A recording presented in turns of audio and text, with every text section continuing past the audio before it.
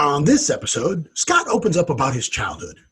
Hey, you make it sound like I have problems. Oh, the opening up part? All right. On this episode, we find out more about Scott's childhood. But not too much, because I don't want to give away all my password security questions. Oh, yeah. What was your favorite shoe color? I don't think it's a security question, but that's okay. But this is part one of learning more about Scott. All right, and then we talk about buying Greenland. Well, not us personally. The United States is looking at buying it again. And, of course, we wonder why, with all those video games kids now that are old enough to be in the service, and also that work for the airlines, this whole fly-by-the-wire thing is still causing accidents. Yeah, they keep crashing. You know why? Because in a video game, you just hit respawn and you're alive. There's no consequences. So true.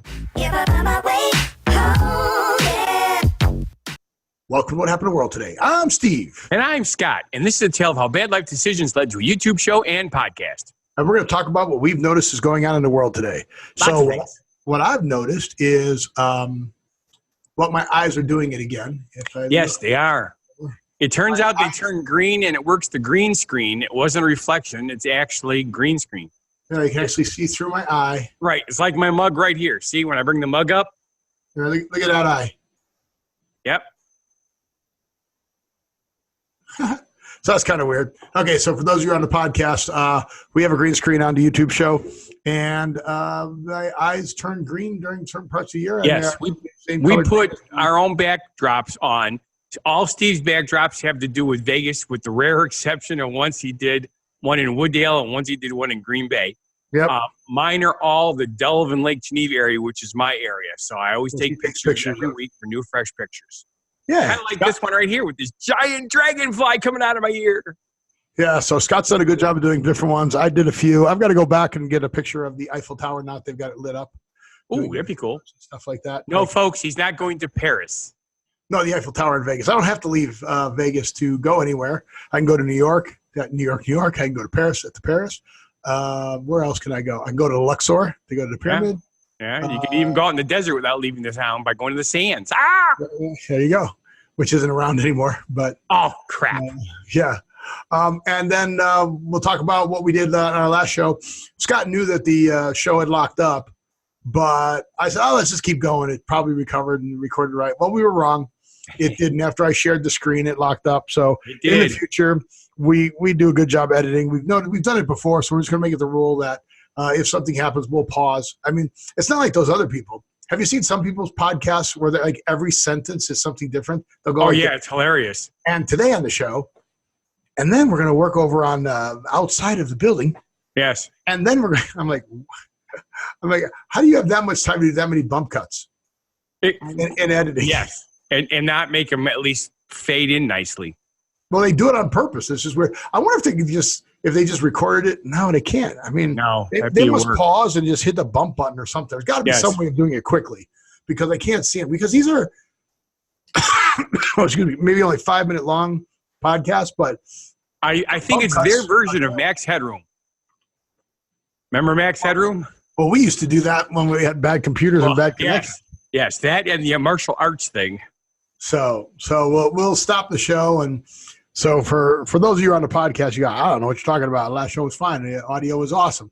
For those of you on the YouTube, the last 5 minutes were just still pictures. Yes. We're frozen.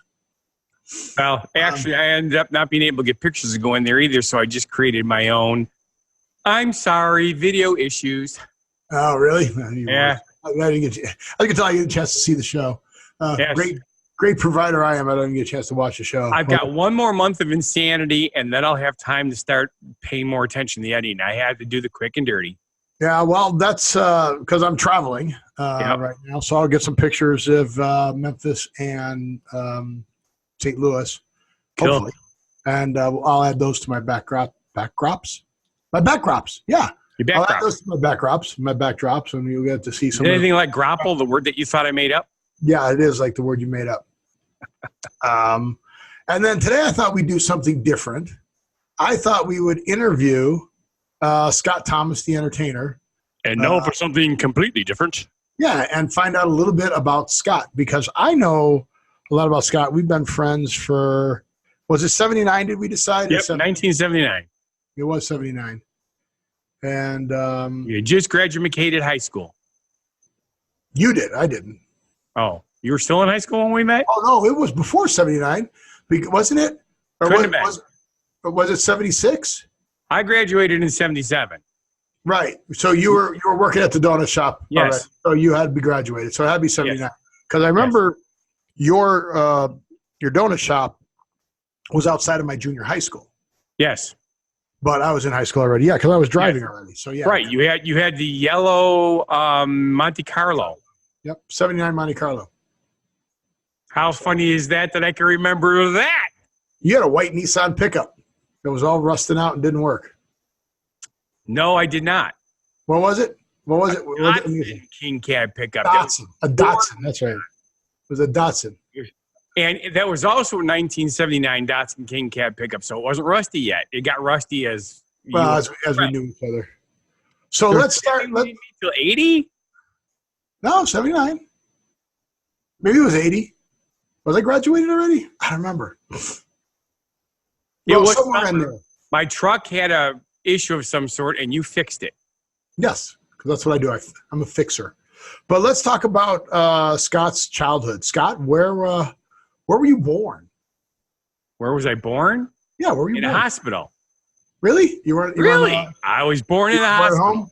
I thought you were born at home. No, born in the hospital. Were you born at night? Hey, I really shouldn't be saying where I was born because, that's one of those. Oh, is that one of those questions? That everybody. Where were you born? Yes. What is your mother's maiden name? Scott, what is your mother's maiden name? What was your first pet? Are you trying to What was your best friend's? I remember what's your favorite food? That was a silly okay. Book. I'm not going to tell you exactly where I was born, but were you born in Illinois? Wooddale, Illinois. All right, so you're born and raised on or around Wooddale, Illinois. Now, Correct. Wooddale is a western suburb. Is it still considered a western suburb of Chicago? It certainly is. It's right next to O'Hare Airport. Bensonville is the only thing that separates Wooddale from O'Hare. Okay. And, of course, I ended up going to Bensonville grade school, Bensonville junior high school, and then I ended up going to Driscoll High School in Addison before we moved to Lake Zurich. Well, the funny part about that, bringing this all about me, even though it's your interview, that's where my sister lives now in Wooddale. Yes. So, all right. It's kind of funny. So, what did you do as a Ute? As a Ute, did you do any Boy Scouts, Girl Scouts, band? I certainly did. As a matter of fact, here's the thing. Obviously, my dad owned his own business. So even as a kid, I was entrepreneurial. I was selling greeting cards. I was cutting neighbors' lawns for $5 a lawn.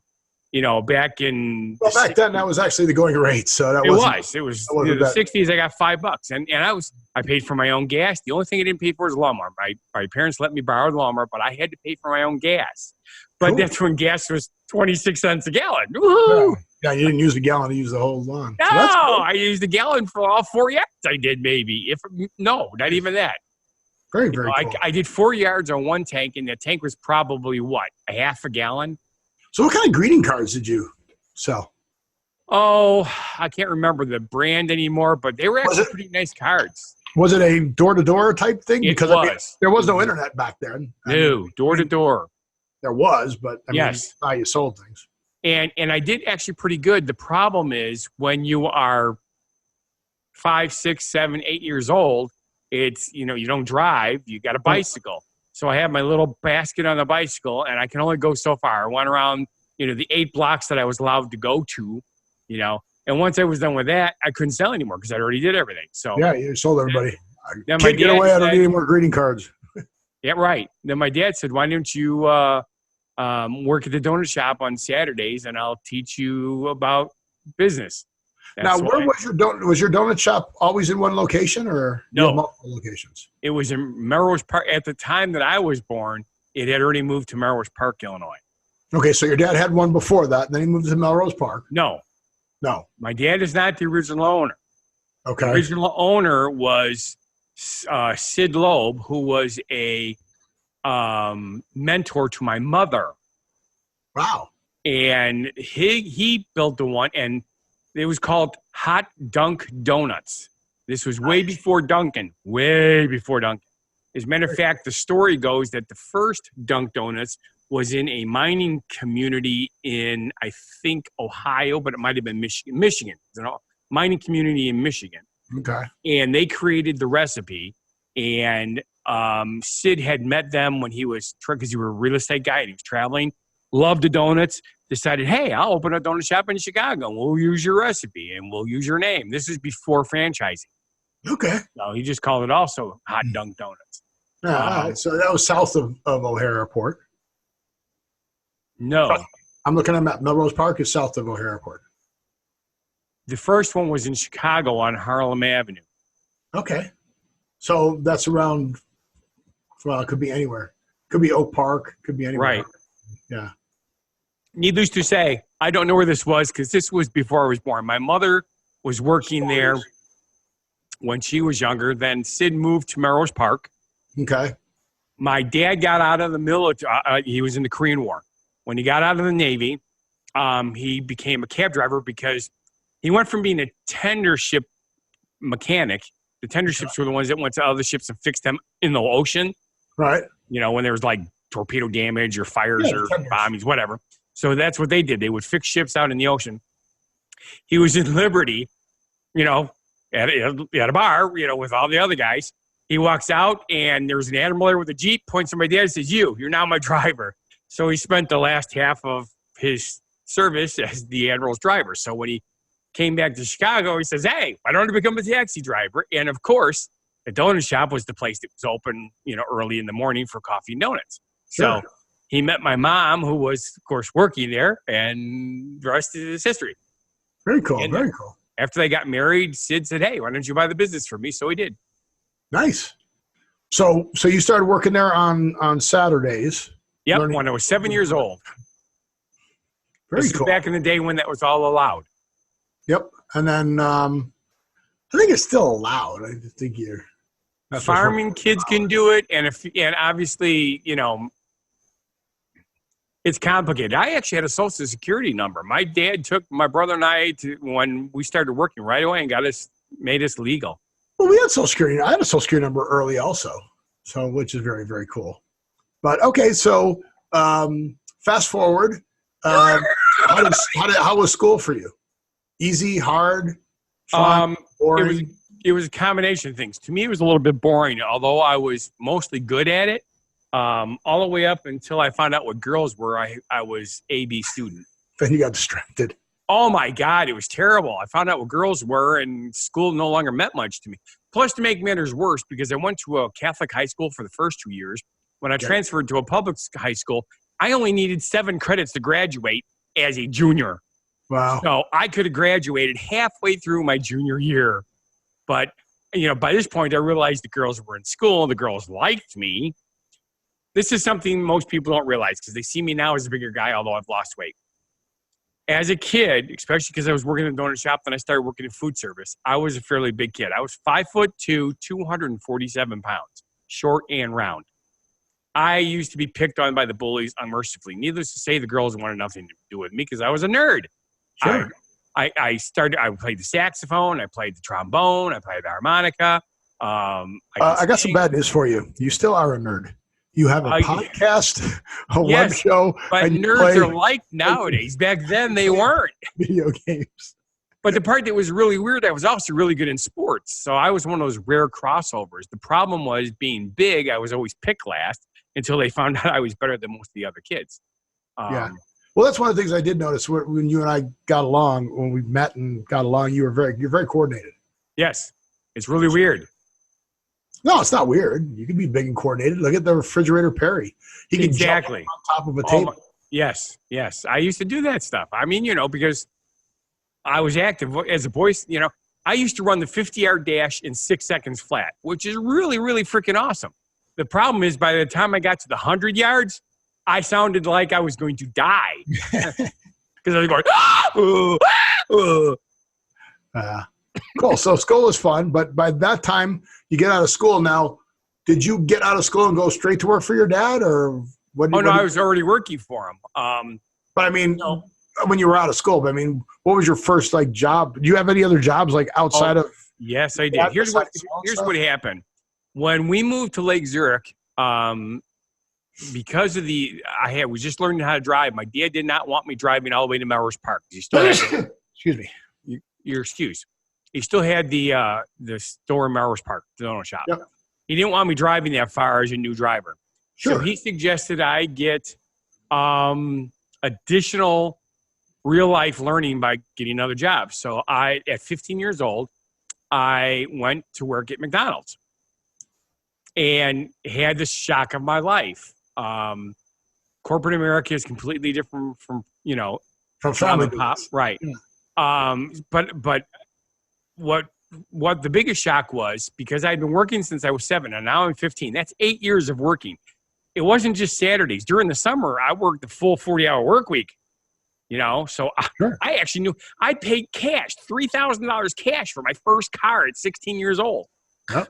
Pretty good.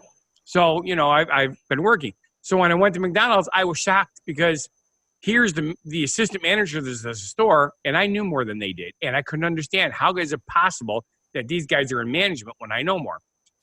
After the very first day of working, I ran a cash register at a lunchtime, $200 hour.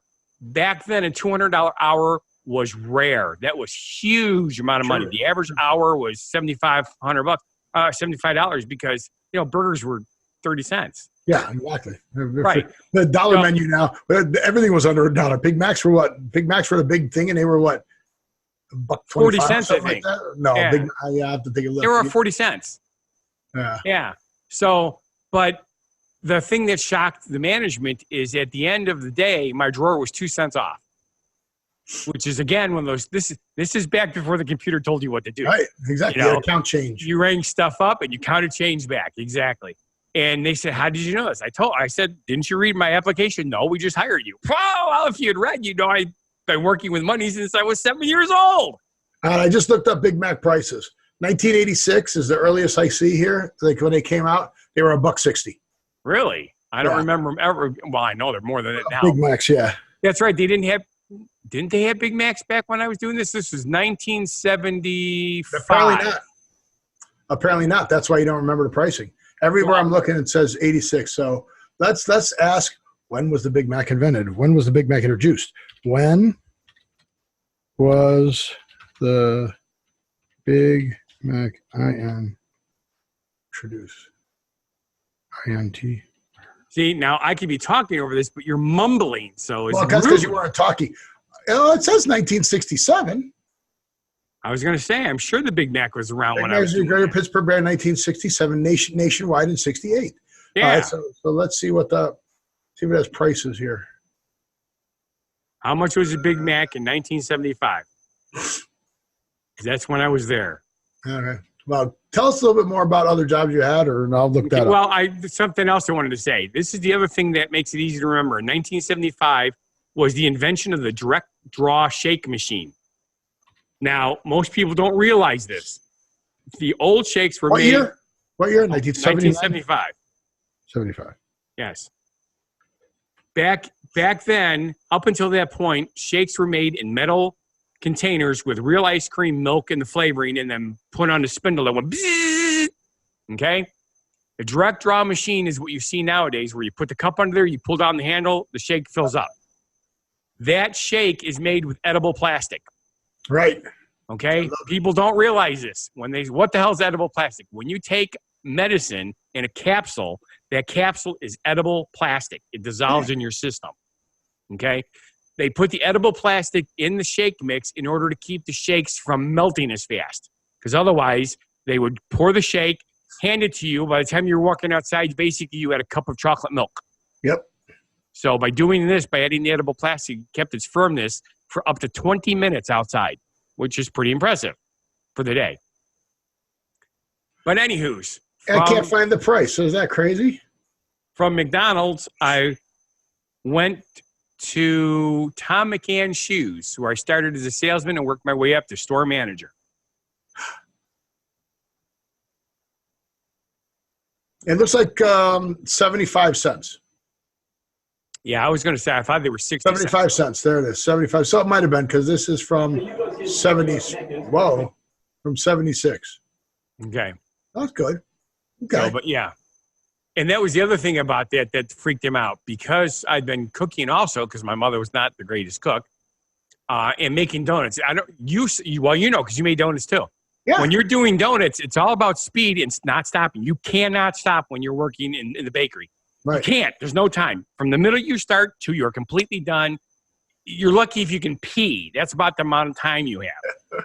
So we went through, when we opened up the Leaguesburg McDonald's, I went in there for the grand opening with Ronald McDonald. They had me working the grill because I was the only grill person that could run 12 complete sets of meat without ruining it. Awesome. So here's what we're gonna do. We're gonna pause your interview now, and we're gonna do a part 2 next week. Okay. So we'll continue on with the McDonald's and going to work for your father. McDonald's is your kind of place. They serve you rattlesnakes. They throw them in your face. They don't even use. I don't remember. I learned that. Remember that first part, but that's it. So you had a great start in life, just like our current president did. Now, remember, we don't talk politics. Correct. We do not talk politics. But his father did give him, I think, was the equivalent of $20 million or something to get started and say, hey, good luck, try and be successful, go buy some properties. So he was. I wish somebody would have done that for me. So why didn't your dad do that for you? Because he didn't have $20 million. But this is not politics, but it is funny. So Donald Trump has announced that he's going to buy Greenland. Yeah, well, yes. Which is funny because of the fact that if you want to buy two, you want to buy Iceland, not Greenland. No, yeah. But actually, they're both good. Iceland's better for different reasons. Well, Greenland is good because of the fact that that's where we have, I can never remember the name, how to pronounce it, Thule, Thule. Yeah, I think it's Thule Air Force Base, right? Yeah, Thule Air Force Base in Greenland. Which, believe it or not, is one of the biggest deterrents for the warheads coming over from Russia. Right. Well, that's it. Big NATO thing. Greenland is independent, but it is financed by Denmark. Right. So as soon as Trump announced all this, it's like, oh, it's not for sale. It's not for sale. We're not going to, all the news came out, we're not going to sell it, but whatever, dude. This is not the first time that the America's tried to buy Greenland. This is the third time. Yeah, that's what I said. So it's like, whatever, dude. It would be good for us to buy that. I mean, it would. We bought Alaska. Right. So why not for the same reasons? And why? No, do we buy Hawaii or do you just claim it? I don't know if we bought I think Hawaii. We just claimed it. We just put a flag on it like the moon. Yeah. But it's ours now. Yeah, but the moon can't be ours. But, that's... No one country is allowed to own the moon. There's a big thing for that. That'll change. Yeah, the corporations are going to buy chunks of it. I guarantee it. But, we did offer to buy it, 1946, but it was turned down for $100 million. Yes. So, it'd be cool. We have bought other places. We bought the Louisiana Purchase. We bought the U.S. Virgin Islands from Denmark. Yes, that's correct. So, why not? Did we buy Puerto Rico from somebody, or is it one of those claiming things? I didn't read up on all of them. So there are more protectorates than most people know, like Guam. Right.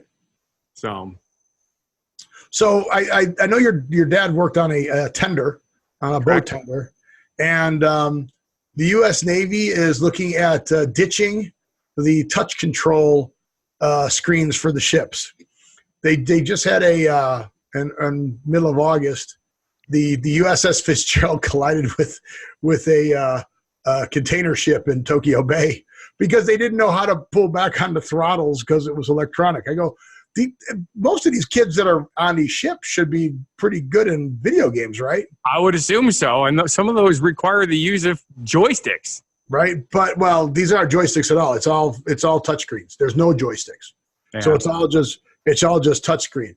So I'm like, wait. I know what the problem is. They all watch Star Trek and they think that they're just going beep, beep, beep, beep, beep. Actually flies the ship for you. Well, it does. But the funny part about it is that there was no lever to pull. So they're like, we didn't know how to stop the ship. We couldn't figure out on the screen what to do. And I'm like, yeah, that's because in the video games, you just respawn. Right. And you're alive again. So there's no consequence to hitting anything or crashing. Yes. So very true. So I think that this is a unique situation or a unique problem that we're going to have going forward as technology changes. Wow, I'm looking at these pictures. That's some serious damage too. Some serious damage. Oh yeah, it hit a container ship and it smashed it. It ran it hard, so it didn't say what, but I mean, it killed 7 sailors. People died. Yeah, it killed 7 sailors. Ooh, And, 10. oh wait, yeah, Japanese killed 7, but Navy says 10 of the crew. So not good. No, not good at all. But yeah, no. So and then there's another the term fly-by-wire. You've heard the term fly-by-wire? No. Have you heard the time fly-by-wire? So the term fly-by-wire is when they started converting airplanes to fly by computers as opposed to fly by a wire, not a cable. Correct. Right? So you're flying by a wire. Well, one of the reasons with my travel that everything's going bad is we talked about the 737 MAX being grounded. Correct. And so I figured I'd take a little more look at that because that thing's still grounded. I think it was March when the accident, April or March when the 2 planes crashed overseas. Right. and they've fixed the software supposedly. They have 3 computers, right? 2 main computers and a backup computer. They all run off of different sensors. But what caused the crash was the airplane thought that it was stalling. Right. So what a stall is when an airplane's going up too high this way. So it lowers the nose. Well, the problem with lowering the nose if you're flying level is now you're crashing. Correct. And they said very quickly. And they said that the one that crashed, they said that it was human error because when the pilots took off, they did a stick shake. So when there's something wrong with the plane, it shakes the stick, like vibrates it, like your game vibrator on your game thing. I forget what it's called. They have those on. Like, I'm not going there. No, but you know what I mean. And they call them something on the game control sticks, not vibrators, but actual. And the games vibrate. Right. Right. When you crash and stuff like that, it vibrates force feedback. But so you're supposed to know something's wrong. But they didn't know something was wrong. So they said the one plane that it thought the nose was too high. So the airplane forced it down by taking the rear ailerons and dropping them. Yes. And forcing the nose in the ground. They said that airplane was going about 600 miles an hour when it hit the ground, which is faster than a cruise missile. The 737 MAX maxes out at about 320 miles an hour. I think it's 320, 340 miles an hour. This is where we put the little caption up. I am not a pilot or a aerospace engineer, so take this as, my information. It could be all wrong. Yeah, because I thought they went closer to 500 miles an hour. But in generalization, no. I know that's wrong. Well, this one did, unfortunately. But so, there's the American Airlines and Southwest Airlines is just getting hammered because these planes are still crashed. And they're talking about rebranding them. So we'll just call them something different after we fix it. But they still don't have the fix, and people are not happy with the fix or that. All right. Boeing 737, the average cruising speed is 583 miles an hour. Oh, is it? Where'd you find that? I just typed in, what's the average cruising speed of a 737? And it told me. Yeah. Oh, there you go. Because I was going to say, every time I've flown, the planes are flying at just under 600 miles an hour. Okay. Because that's how you can get all the way to California. And maybe that's the stall speed. I don't know. I know I read that speed somewhere. But that's cool. So, yeah, that's crazy, though, right? They drop down to 130 to 200 miles an hour for landing, depending on the size of the plane and the payload. Okay. So that must have been what I was reading. And on takeoff, it was that speed or something. So, yeah. So imagine that, right? That the airplane is trying to put the nose down while you're trying to fight it. Yes. As a gamer, the first thing I would have tried to do if I'm going down and I can't get it to pull up is I try to invert the plane. Well, that was the movie that That's right. The one guy that did that, he flew the plane upside down. Denzel Washington, is that who did that one? Was it Denzel? Was that the one? Was it Denzel or was it? Well, all right, I'll search that. Okay. So I would have done that if it looked like it was forcing me down by turning to see if it would have changed. Obviously, the problem is flying upside down is those planes aren't made to really do that. Inverted flight. Yeah, it is Denzel Washington. The name of the movie was Flight. Go figure. Flight, a 2012 film. So especially as a pilot who would have known that movie, probably should have tried. Not to say that they didn't try it and the plane wouldn't allow it. Anything's possible. Yeah, that's crazy. So there you go. The other thing that kind of has me baffled is I was under the, not opinion, but sort of I always thought that all airplanes had an automatic manual switch. You hit one switch and everything goes back to manual. I could have sworn that was the case, but apparently it's not. I don't know what fly-by-wire anymore. And the thing is, this is Boeing's first attempt at moving to fly-by-wire. I mean, Boeing was always cable fly, and this is them moving over. Like Airbus is way out ahead of them, right? Airbus knows like how to do this really well. But I'm going to sneeze again. Oh my God. Sorry. Wow. All right. So we are rapidly running out of time here. All right. Well, we got our genuine positivity message. Genuine positivity message, and it is written by the person that we interviewed today, Funguy the Entertainer. All right, Scott, take away our genuine positivity message. Romance movies are one of the favorite pastimes of many women. Even though they create an unrealistic expectation that leave most men unable to live up to those expectations, that desire for romance creates the opportunity for two people to get together and possibly create their own real-life romance. Seize that opportunity. Yeah, well, remember what I said, that, women are visual and men are visual, and women are emotional, touchy-feely. Yes. So what's really funny is after I wrote this afternoon, Susie and I were watching one of those Hallmark movies, and the guy even brings this up. He says, you women are all about these romance novels, and it's unrealistic. Us men cannot live up to those expectations. Yeah, but the bar is so low, you can. So get out there and do something nice for your late day. And trust me, I got myself in the doghouse also today. So. Oh, nice. Yeah, especially after going out of my way to make sure I did everything right. Then I did something really, because I wasn't thinking. I was reading a book, and she asked me to do something, and I made the stupid thing. Says, well, I do that myself all the time. Why can't you do that yourself? And she got upset. Oh my! It's like, oh crap, I screwed up. Yeah, never say that. Guys, think before you open your mouth. Just don't say anything. Just don't say anything. It's safer. I wish we could keep our mouth shut, but it is safer. But hey, we're missing a show subject. I pulled them all out because we're that far over. Oh my goodness. Yeah. So we will come back in the next episode and do part 2. Okay. Scott, so I'm going to put that down there. Part 2 of see you. Oh, sorry, folks. I didn't mean to yawn at you. So we did that with something else where we did that, and it ended up being 3 shows because we just kept finding new stuff. But I think we can finish it the next show. Okay. So this will be a 2-parter. And then with that, we will do our Ray's origin story. Ray's origin story. Because, a lot of people get summer colds. Yes. And as you remember, folks, I just went through it 3 freaking weeks of it. Yeah. But is it good now? You're good? It's still not 100% gone. I still have a little bit of the dizzies, and when I wake up in the morning and sometimes at night, I still cough a little bit, and I get the sore throat when I wake up because I'm snoring because kind of weird.